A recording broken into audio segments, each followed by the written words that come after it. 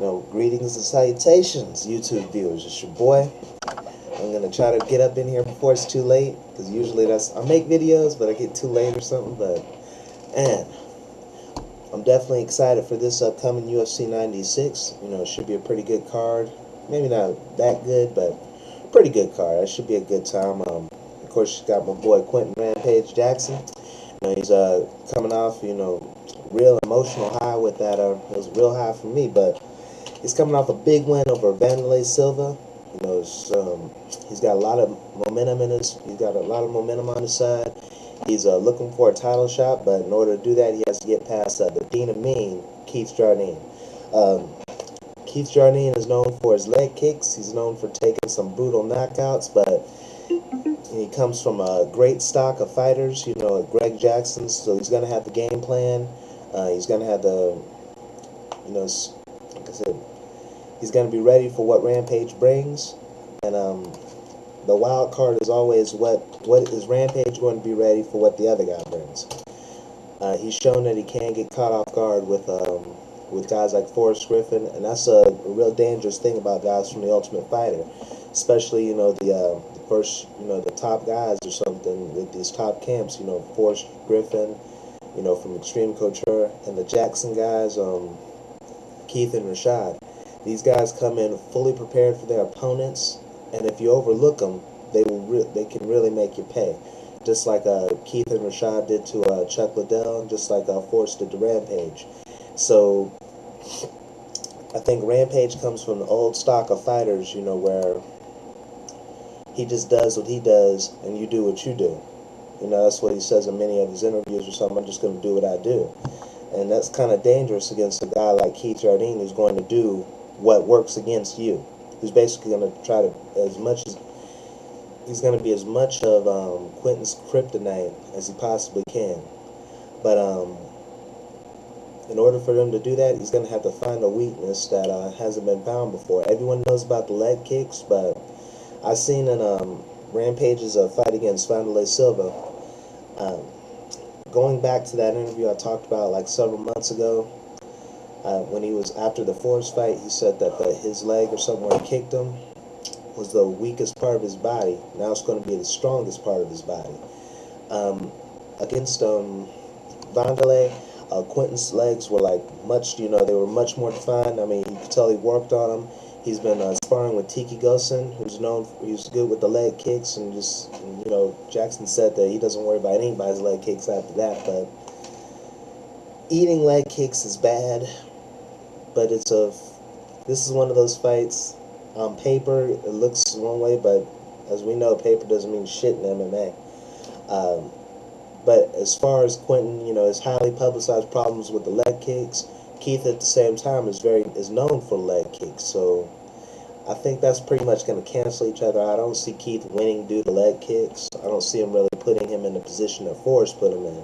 I don't see Quentin really being in that again.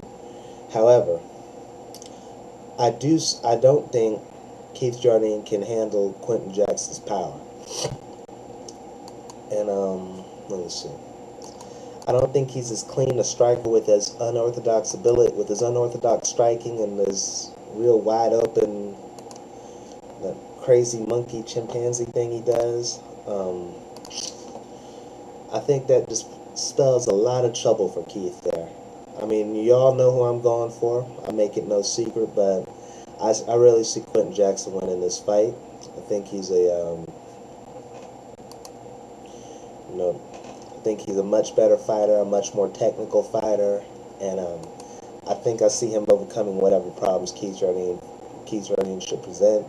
First, second round at the longest. If it goes any longer, who knows? Maybe Keith Jardine may pull out a decision, but I don't see Quentin getting beaten. I don't see Quentin being knocked out or submitted by Keith, and I don't see him doing enough to really edge out a decision. But that's why we fight the fights. Let me see. We got Shane Carwin versus Gabriel Gonzaga. This could be a very exciting fight. These are two big top heavyweights. They're good on the ground. I mean, Shane Carwin is like, he trains out with Nate Marquardt, so he knows a little bit about he is a good wrestler. He knows a little bit about his jiu-jitsu, and plus the dude has powers in them hands. Same thing with Gabriel Gonzaga. He's no slouch with the punches either. I think he knocked out who did he fight? Was it Josh Hendricks? Yeah, he knocked out Josh Hendricks and pounded him to death. And pounded him to death because Steve Mazzagatti was the ref, of course. And he's also known for his Brazilian Jiu-Jitsu, and he has some very strong kicks. I mean, everyone knows about that head kick that just ended Mirko Cro Cop's relevancy in the heavyweight division. And everyone knows about but I don't know if people have been watching, like in his fight against, what's his name, Fabricio Verdum. He really blew out like Verdum's legs with leg kicks. I mean, he just kicks just as hard low as he does high, and that's a danger for pretty much anybody. But stuff like that against a a juggernaut like Shane Carwin, that can end up on his back, and while he's no slouch with the jiu-jitsu. Let me see. Shane Carwin's a guy you don't really want to be under. He has great ground and pound and can really pound you out. And Gabriel Gonzaga is very, he's very vulnerable to ground and pound, as he was against Randy Couture. And why do I keep forgetting his name? I'm not doing it on purpose, people. But Fabricio Verdum. Fabricio Verdum needs to come back. I didn't really care when he got, but anyway. Gabriel Gonzaga, Shane Carwin, that's what we're talking about. Best of luck to you, Fabricio. Keep your head up, son. Good attitude, that guy. But who do I see winning this fight? It could go all 3 rounds. It could go 1 or 2. But I think I see Shane Carwin, winning this fight. He's pretty new in the UFC. He's 10-0. He's riding a real hot winning streak. And there's not much to really know as far as holes in the game. He hasn't really fought the best, but he's been looking real awesome. And Gabriel Gonzaga, I know the holes in the game. I know he can break underneath some ground and pound. I know that and Shane Carwin, I think, has the tools to really beat him, more so than I think Gabriel probably has the tools to beat him. So it's probably a pick'em fight. You never know which way it'll go. Gabriel is no fucking joke. But I see Shane Carwin bringing this one home. Probably a decision, or probably a stoppage or something, mid or late stoppage. Matt Brown, Pete Sell. These are 2 guys I like a lot. Matt Brown, he's good standing. He's got a warrior's heart. And Pete Sell is a Brazilian Jiu-Jitsu black belt under Matt Serra, and he's known for he got some heavy hands too. He can really take it to you standing. Not sure where we're going to go. This is another pick'em fight. Not sure, but I think Pete might be a little too clean for Matt, but I could see Matt probably grinding out a win, probably a late stoppage, or probably a decision or something. We'll see how it goes. I know if it goes to decision, it's probably going to be Pete Sell. So I'll probably get Pete Sell by decision there. Mark Munoz, Matt Hamill. I think I see Hamill winning that one. I think maybe a little bit bigger, stronger. I mean, they're both wrestlers, but I think Matt Hamill, pretty much his credentials are pretty hard to screw with. Gray Maynard, Jim Miller. Hopefully, this will be a more exciting card, a more exciting fight than some of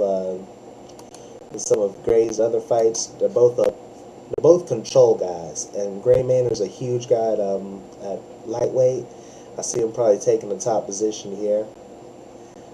Probably get another unanimous decision. It's hopefully a lot of these fights end early. It may take too long, but I like to see a lot of these fights. I want to see Brandon Vera fight Mike Pat. Tim Boach, get in there. Jason Davis, Kendall Grove should be some good stuff. Tanner McCrory always brings it. It's not exactly. I like title fights, but I also like rampage fights. These are good main event. It should be a pretty fun card to watch. Good time should be had by all.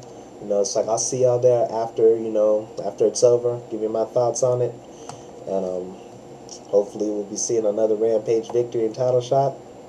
But if not, then we'll see Leota get his shot. Fair enough. Holla.